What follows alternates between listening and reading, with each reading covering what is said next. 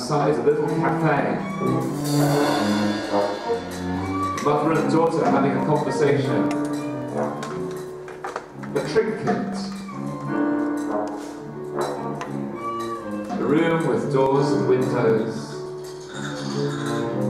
To draw pictures like these, that is what satisfies me. To experiment in colour. These are much more interesting than eating a bird and getting on top of little boxes.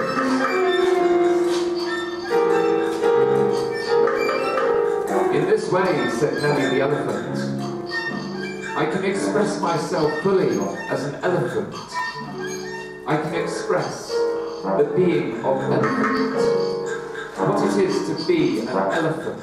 Did they take anything valuable? Says the police officer. They took my portfolio. Says Nelly the elephant. They took my portfolio. Was it insured? Asked the police officer. No. Says Nelly the elephant.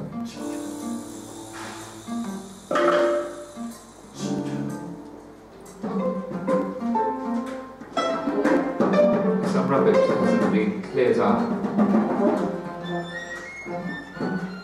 Nelly the elephant walks home.